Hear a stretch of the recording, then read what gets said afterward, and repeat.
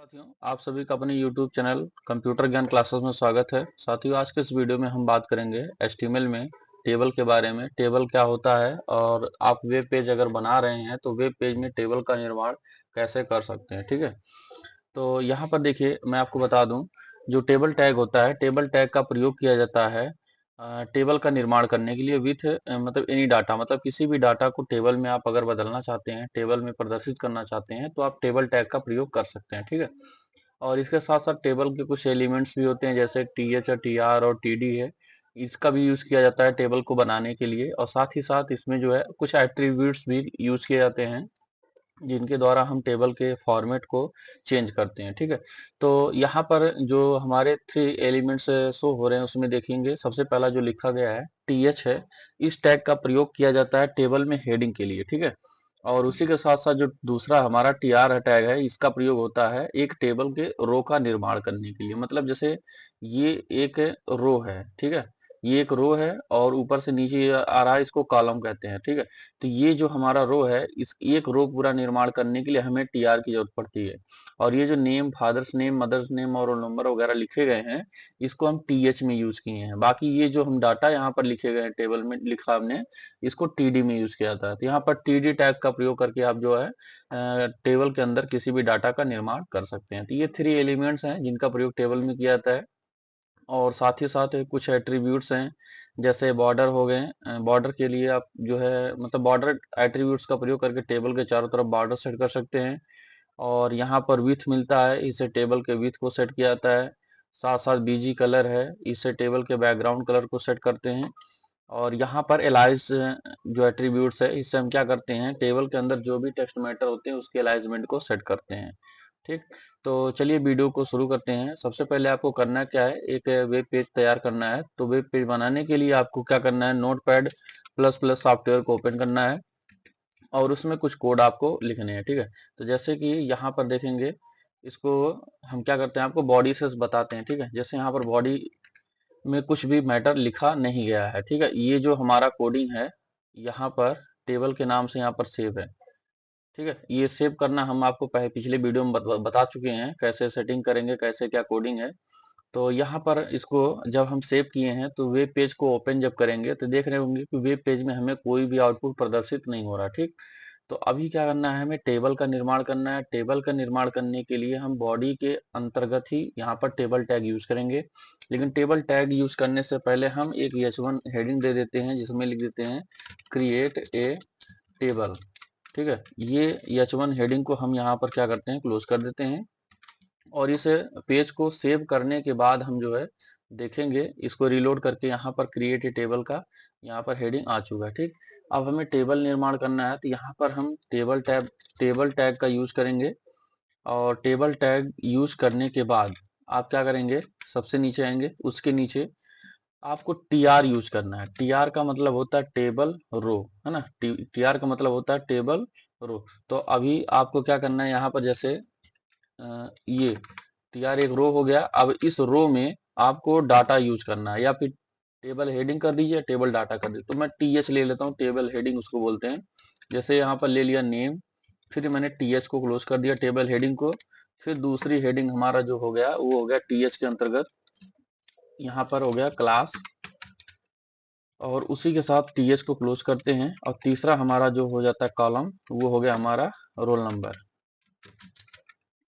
इसके बाद हम क्या करेंगे, TH को क्लोज कर देंगे। ठीक है, अब लास्ट में क्या करेंगे, TR को क्लोज कर देंगे। अब देखेंगे, ध्यान दीजिएगा आप लोग, टेबल तो टैग हमने यूज किया, लेकिन टेबल टैग के अंदर TR टैग को यूज किया है। ये टेबल रो को क्रिएट करता, मतलब एक लंबी सी रो जाएगी जिसमें एक दो तीन तीन कॉलम बनेंगे। अगर मैं इसको सेव कर दूं, तो आप यहाँ पर रिलोड करने के बाद देखेंगे, यहाँ पर आपको आउटपुट हो रहा होगा नेम, क्लास और रोल नंबर। लेकिन एक चीज, आपको रो और कॉलम नहीं दिख रहे होंगे।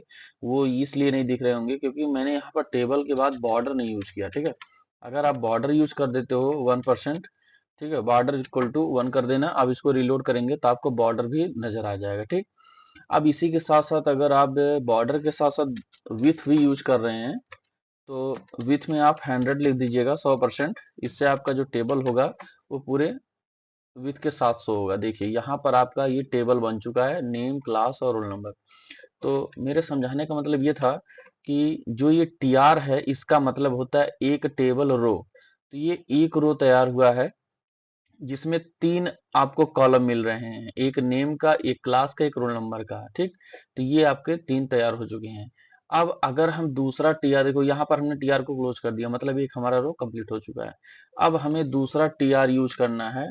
तो दूसरा टीआर जब हम यूज करेंगे तो यहाँ पर देखेंगे हमने टीएच लिखा था। टीएच जो होता है वो हेडिंग के लिए होता है। यहाँ पर नेम, क्लास, रोल नंबर जो है वो देख रहे होंगे बोल्ड में है और साथ साथ सेंटर में, ये हेडिंग है।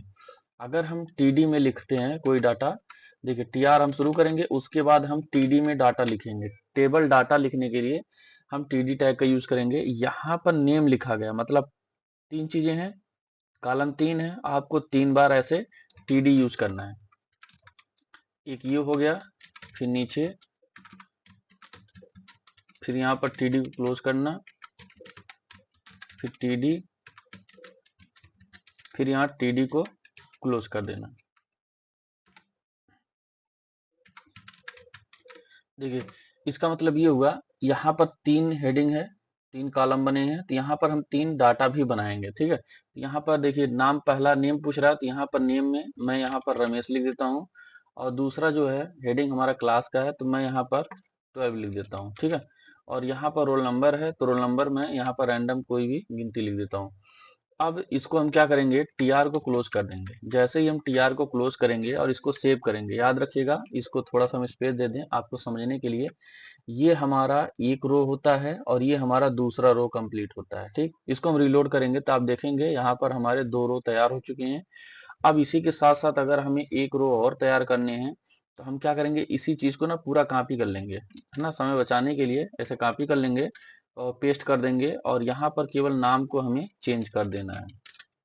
यहाँ पर मोहन हो गया, यहाँ पर ये क्लास हो गया, और यहाँ पर इसका रोल नंबर हो जाएगा। तो इसके बाद सेव करने के बाद इसको हम यहाँ से रिलोड कर देंगे तो आप देखेंगे यहाँ पर ये मैटर आ चुका है। ठीक, अब इसी तरीके से आपको ढेर सारे टेबल तैयार करने हैं।